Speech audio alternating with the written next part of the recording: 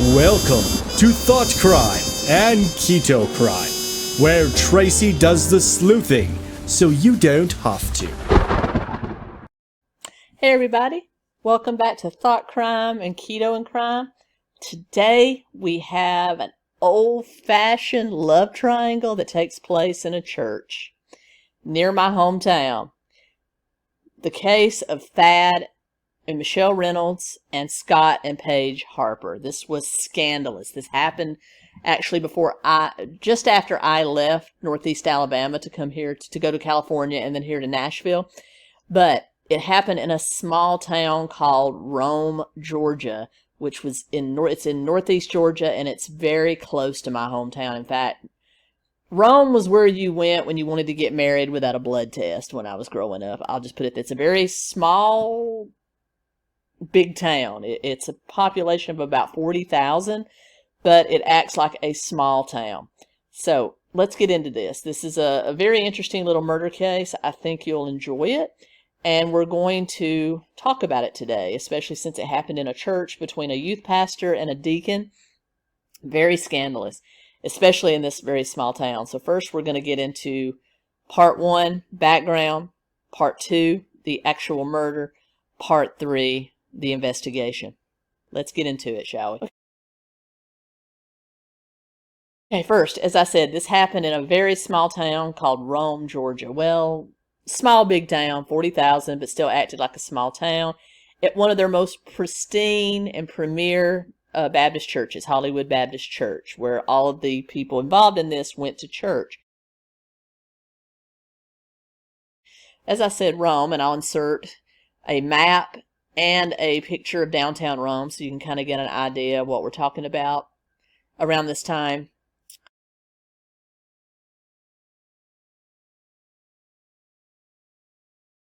And so you can understand this is very much a Southern-esque town where church and sports and family, everything is very important. And so for something like this to happen in the early 2000s in this city, it was definitely scandalous. But it involves initially a young married couple, Michelle Sullins was born in 1969. She in Rome, Georgia. She attended Pepperell High School, where she was a cheerleader and homecoming queen. Very popular, very attractive, very pretty. Think, ultimate blonde-haired, blue-eyed cheerleader, which, the ones that wore the ribbons in their hair and danced around at the pep rallies. That's what Michelle Reynolds was. She was extremely popular. And she would later on meet a young gentleman by the name of Thad Reynolds. Now, Thad was born January 21st, 1968. He was the son of Wilburn Reynolds and Kitty Reynolds Walker, he was born in Rome. His father, Wilburn, walked out on them when he was about 10 years old. And from the time he was small, his mom always said that Thad said he would be better than his father. He did attend Coosa High School. He wrestled and played football, and he excelled at football. His football number was number 15, which he always considered his lucky number. And he especially considered it lucky when one day, after a game against their crosstown rivals, Pepperell High School, he met young cheerleader Michelle Sullins and was immediately smitten. His mother would go on to say that she knew immediately that Thad was in love with Michelle and there would be no other woman for him. And they got married right after graduation, August 15th, because again, 15 was his lucky number. Michelle also considered it her lucky number. So August 15th, 1987, Michelle and Thad wed. Michelle immediately took an office job. Thad became a grocery store worker and eventually started driving a truck for a local meat company. And they had a small apartment in town. They lived, a blue-collar kind of life because that's what they were. But you got to remember, this was in the 80s, and you could still graduate from high school and get a job and have a life. You didn't have to go to college and then get saddled with student loan debt. But that's a conversation for another day. However, Michelle began to get kind of jealous, especially since Thad was an avid churchgoer. Michelle, not so much, but he did try to take her along to services at Hollywood Baptist Church, which was the premier Baptist church there in town, and where he was actually, in training to be a deacon, which is kind of like an assistant to the pastor in a Baptist church. So he was kind of in training to do that, and as a result, he spent a lot of time at the church and a lot of time with the youth of the church, and Michelle started to get kind of jealous. She was extremely jealous of anybody that Thad spent time with that wasn't her, and as a result, she started to get kind of dissatisfied with their marriage, even though in 1992 they had their first daughter. But she was not happy, and in 1993 she asked Thad for a divorce, saying that this marriage wasn't for her. Thad had other interests. Let's just split, go our own ways, but yet take care of our daughter. Well, Thad, wanting to please Michelle, consented to the divorce and let her and signed for a no contest divorce, and they shared custody of their young daughter. Michelle kept their small apartment. Thad moved back in with his mother and stepfather, all the time working and sending most of his pay to Michelle and his daughter, and working to get Michelle back. It's like as soon as the divorce was final, his goal was to bring his family back together. According to his mom, Thad was old-fashioned. He didn't believe in broken families like happened with his family. He wanted his family back together, and he actually brought it up in church every single Sunday at Hollywood Baptist, praying for Thad and Michelle was on the prayer request, and people prayed publicly for it. He also tried to woo her. He sent her flowers. He asked her out, and she finally relented, and they started dating again in 1994. And they dated for 2.5 years. In 1996, Thad actually proposed to her. Michelle said yes, and they were remarried as part of a Sunday service at Hollywood Baptist Church in 1997. And it wasn't long after that that daughter 2, 3, and 4 came along.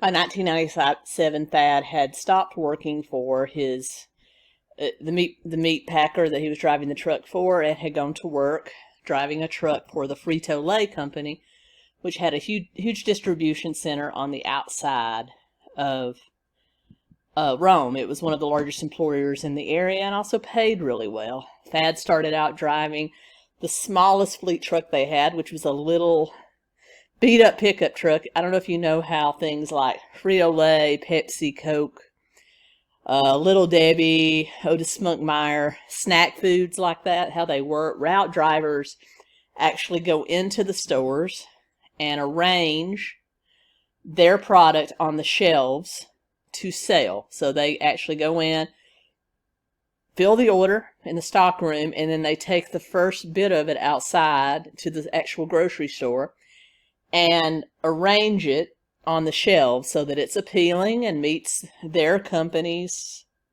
standards. They also price it. They put their price tags on it in most cases because they know the specials and what things sell for. When grocery stores buy from these companies, they agree to all this. And so it's not just a delivery job, it's a customer service and almost window display artisan kind of job. So Thad excelled at it. He started out with a small, and you're paid per the size of your route usually. So he started out in the smallest route, in the smallest truck they had. It wasn't even a box truck or an 18-wheeler. It was a small pickup truck, and he started out servicing small convenience stores and small grocery stores, but did so well at it. He always finished his route early. He was never late with his deliveries. He had a great rapport with all of his customers. The managers at his stores loved him. The employees at the stores loved him. Like I said, he came from the grocery industry, so it's only, it only stands to reason he'd be good at his job. So he leapfrogged through the company very quickly, moved up to larger routes, larger trucks, eventually a warehouse manager there for the local area, and eventually he was promoted to district and regional manager over 3 counties. And this came with a huge pay raise. We're talking almost six figures, if not six figures. So as a result, he and Michelle and their very large, now growing family were able to build a brand new house right next door to Thad's mother and stepfather. He purchased that land and built them a very nice 2-story house. So as you can see, they were solidly middle class. They had their marriage going back strong. Thad had a great job. And because of his high pay, Michelle didn't have to work. She could stay home. She didn't have to work an office job like she did before to help make ends meet. So she could really concentrate on being a wife and a mother. And for a long time, this worked out. And she also became more ingratiated in the Hollywood Baptist church family and started actually helping Thad with his deacon duties, as well as helping with the local youth group, which was led by Scott Harper, associate pastor and youth pastor Scott Harper, and his wife, Paige.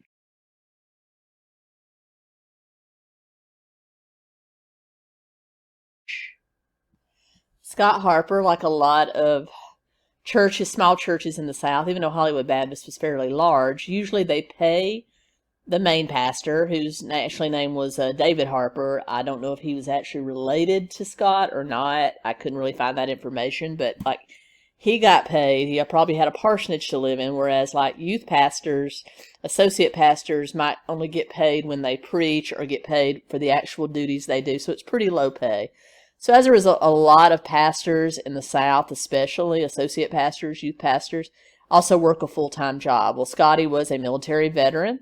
He was in IT. He was one of the IT supervisors at the Floyd County Medical Center, which was the hospital, the main hospital there in the county. His wife, Paige, like Michelle, was a homemaker. But they all worked along with Thad with the youth group. And they took them on field trips, helped them with projects, helped them with homework, just lots of things like that that was really good for the local youth. And as a result, the four actually became very, very close. They became best friends. They would go out to eat. Both Paige and Michelle's birthdays were within a few days of each other, so they would go out and celebrate everybody's birthday at the same time. Just, very very upwardly mobile young couples that became best friends. But Thad had stood up one day in church and announced that he felt he had been called to actually preach, way beyond being a deacon, and that he was going to pursue being ordained by the Baptist Church, which meant he had to attend some sort of training program, like a Bible college or a seminary. And this was in the early days of the internet, so he could probably do that online. So he kind of threw himself into that, as well as picking up more marriage counseling and couples counseling at the church, as well as counseling with the children. So he started spending more and more time at night at the church and on the weekends at church, taking care of various tasks. And Michelle's old habits of feeling lonely and neglected and jealous started to surface again. At first she kept it hidden really well, and she threw herself into her church work as well as hanging out with Paige and generally taking care of their children. However, it started to kind of boil over, and she started working very closely with Scott. I think we all see where this is going. And she kind of saw him as a almost substitute for Thad in a lot of ways, and even more ways, as we'll find out. But they started hanging out as friends. Nothing was really going on, and she would actually confide in Scott. He later would say that she said things to him like, "You put Paige on a pedestal and almost worship Paige. Well, Thad has never done that to me." So she would kind of stick those little pins in Thad when he wasn't around, and kind of made Scott kind of feel sorry for her. And eventually they started exchanging a lot of emails and texts, mostly about the youth group. But then the tone of those started to change. Michelle would say things like, "I really shouldn't say this, but I think I'm falling for you." And then Scott would say, "I am too." And then basically an affair started. And they started consummating this affair whenever there was a church youth trip that they were both chaperoning on. In fact, there was one where Michelle, Paige, Scott were all going with the youth group to an amusement park, and they were going to stay in a hotel overnight. Well, everyone shared rooms. The men, were with boys in their rooms and women with the girls in their rooms, but Michelle made it a point of letting everyone know that she needed some time to herself. Could she please have her own room? And Scott did not hesitate to book her own room. And Paige would later say that Michelle seemed very distant and wouldn't really talk to her a whole lot on this trip. So she kind of cornered her one day and said, during the trip, and said, "Michelle, did I do something to make you mad? Did I offend you in some way? Because you're just not talking to me anymore, and I'm worried. You're my best friend." And she said Michelle just kind of pursed her lips and said, "No, I just want to be around people that are on fire for God." Okay. Now, I would have probably cussed her out because that's just the type of person I am, but Paige said it just upset her and it kind of confused her because they all attended church together. They all did the same things, and she was just as on fire for God as Michelle, at least in her opinion, and it was just very confusing. But during that overnight trip with Michelle in her own room and everybody else in theirs, the other chaperone that was chaperoning the boys inside their room said that Scott left after midnight and did not return the entire night. Now, I don't know why this guy didn't go tell his wife. Maybe it's just honor among men. I get that. But basically, he had gone and spent the night with Michelle in her room. And so it was obvious that the affair had gone from just virtual and an emotional affair to a physical one. And I'm going to insert a clip of Paige here relaying the story I just told you. It's very distant from me. Would not acknowledge me if I spoke to her, would not look me in the eye. It was just very different. Michelle's behavior was so different, in fact, that Paige became concerned. I said, "Michelle, is there something wrong? Have I done something to offend you?" And she just looked me in the eye and she said, "No, I just want to be around people who are on fire for God." I was just as active in the church as they all were, and felt closer to God than I had ever felt. So that trip happened late 2003. And after that, their affair really took a dark turn. Their emails started going to mostly sexual. In fact, Michelle sent him what is known as the hangman email. And he was doing this on his work computer too, which is not very intelligent, especially for somebody in IT. But it was basically a hangman type message with missing letters, kind of like Wheel of Fortune, where he had to guess what she was saying, and then he would send ones back. Basically what they wanted to do to each other. So they were getting very in-your-face, vulgar, and sexual with what they were telling each other. Also, Michelle started dropping hints that she wanted out of her marriage and that she wanted to be with Scott. Scott expressed the same thing, and Michelle would drop little lines like, "Well, if we're going to be together, you're going to have to outlive Thad because he'll never agree to another divorce with 4 children."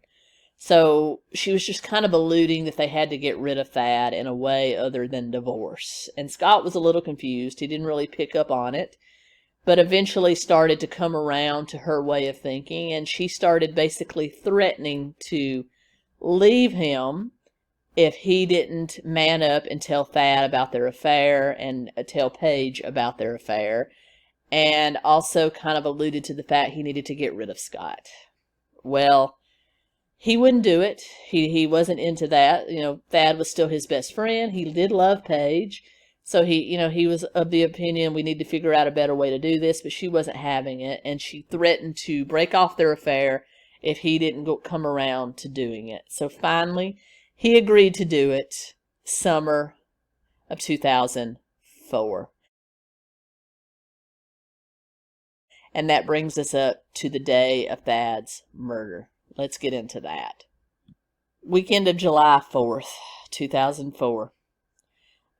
Weekend went well. There was a lot of picnics and fireworks in Rome, Georgia that weekend, and everyone went to church on Sunday, July 4th, and then Michelle, Scott, Thad, a bunch of other families from the church, including the head pastor, all decided they were just going to meet at the local park after church, and they were going to have a nice afternoon, maybe play some games, have some snacks, just have a nice little 4th of July barbecue. So they did. They all showed up at the park. They were having a nice time. Paige did say that she thought Michelle was being a little flirty with men. She was flirting with all kinds of men, getting them to teach her how to throw a football and stuff like that. Just being really Barbie-like, I guess. I don't know.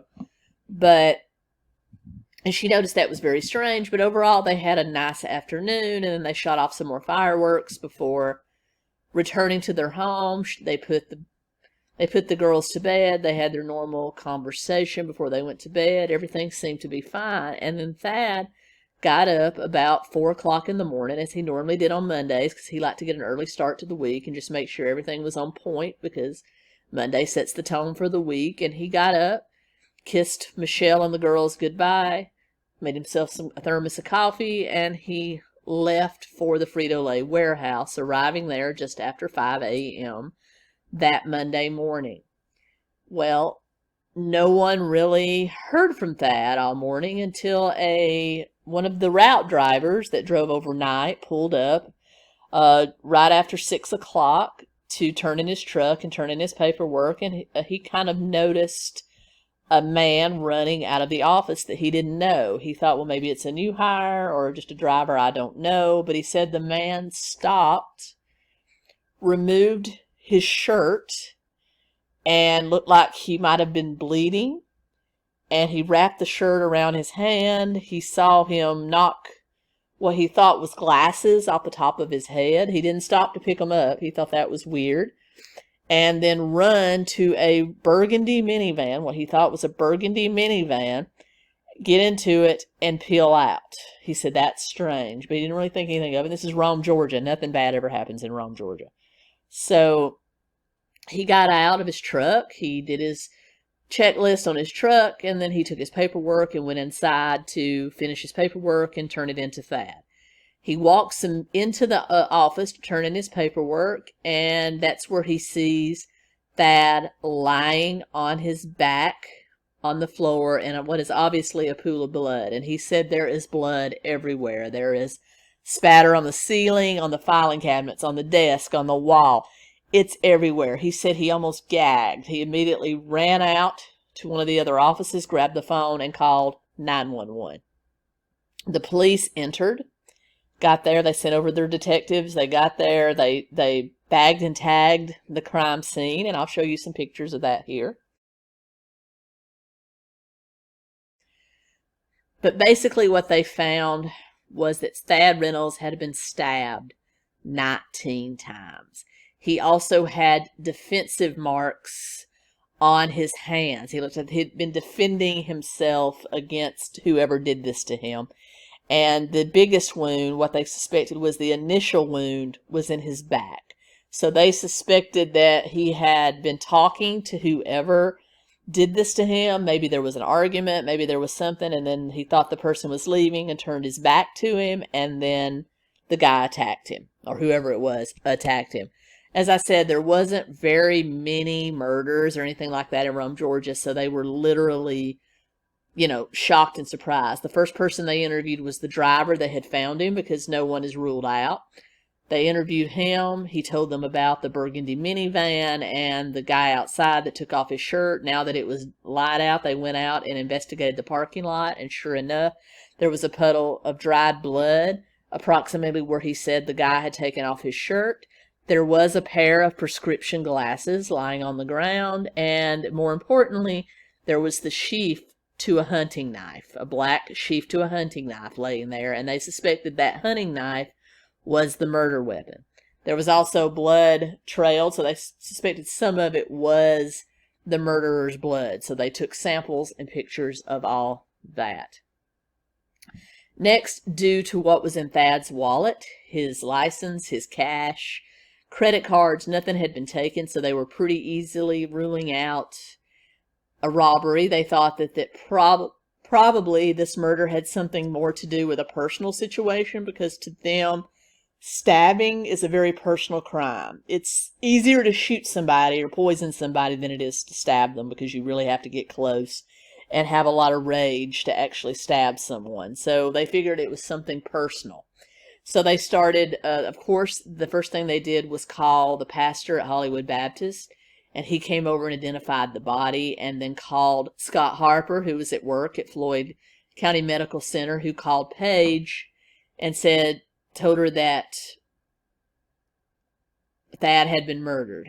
Paige immediately said, I've got to get to Michelle and be there for her. So Scotty, the pastor, and Paige all went over to Michelle's house and called Thad's parents, who came over, and they said that Michelle locked herself into a bedroom, didn't want to know any details about what happened at Thad.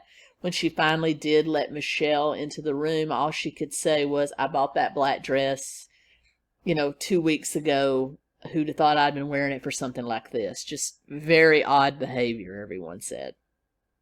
So, meanwhile, they interview everyone that works at Frito-Lay. They thought maybe this, because Thad had leapfrogged to the top so much, that maybe there was some work jealousy and that a fight had erupted into something. So they interviewed everyone there. Everyone there was cleared. And their next point of contention was the family. They brought in Michelle. They brought in his parents, because anytime someone dies, the spouse is automatically a person of interest. They didn't really find anything unusual or weird about it, so they started interviewing friends and other close associates at church, and this included Paige and Scott Harper. They brought him in. Scott actually had wounds on his hand that looked as though they might have been cut. He had it bandaged. And they asked him, where did you get those? And he said, I went to the gym this morning. I got it lifting weights. Okay, the detective made a note of it. Paige also asked him about it, and also asked him, where's your glasses? And he said, I lost them. Now, Paige said this was not unusual. He was always losing his glasses, and the detectives also made note of that. So they actually took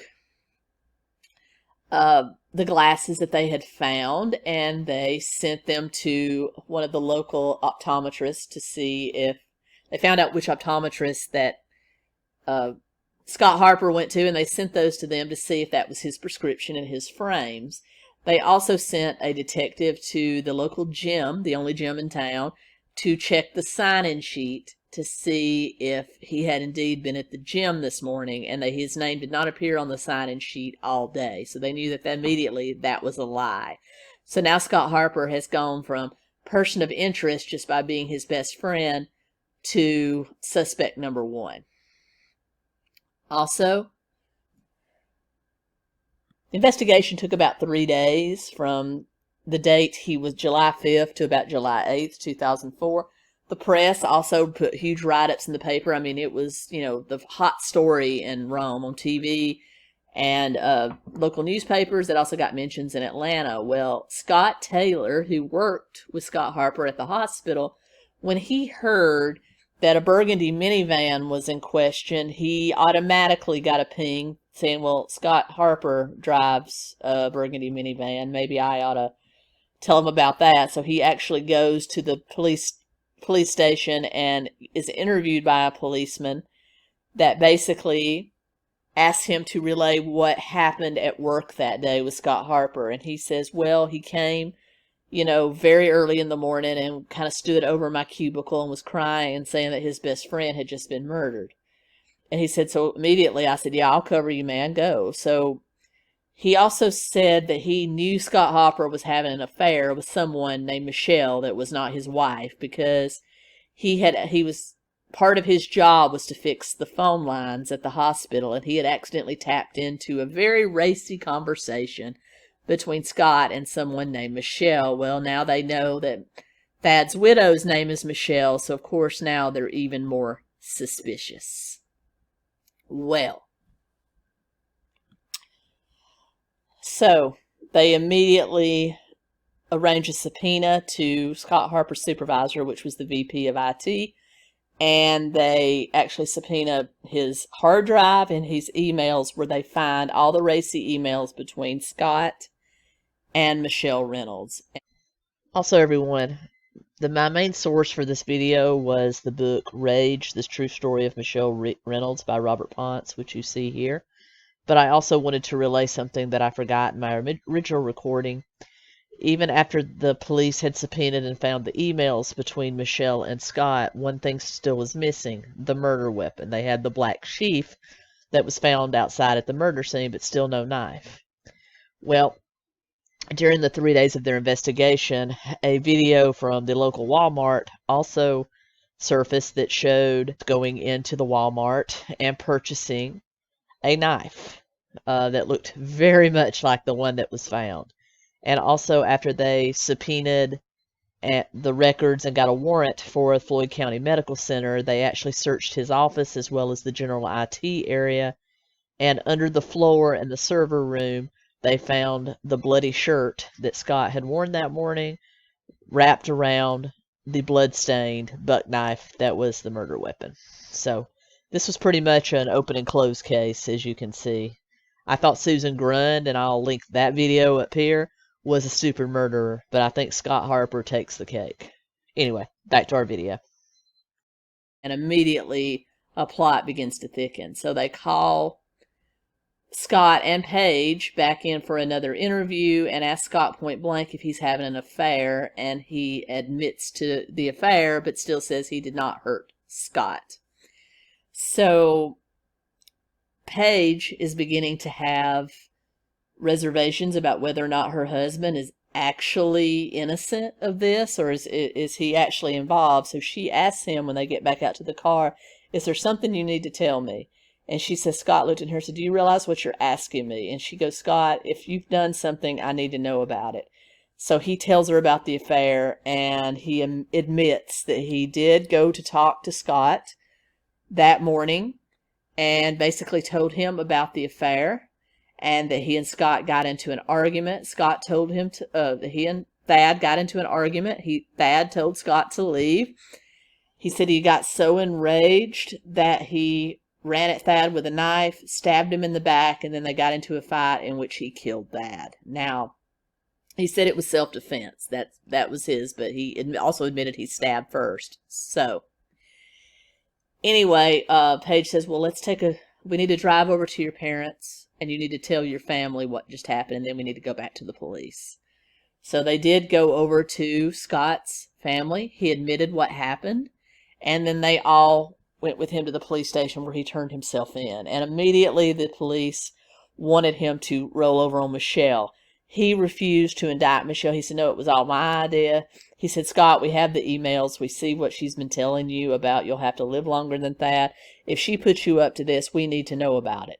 And he literally refused to roll over on her. So literally, he sat in Floyd County Jail for 5 years before he would ever roll over on Michelle Reynolds. Paige Harper divorced him a year later in 2005, but still he would not roll over on Michelle. And finally, when someone told him that Michelle's going on with her life, she doesn't care about you, has she come to see you, he agreed that he would tell them everything if they would take the death penalty off the table for both of them. And they agreed to that. And Scott Harper rolled over on Michelle Reynolds, and she was arrested for the murder of her husband as well, or conspiracy in the murder of her husband as well.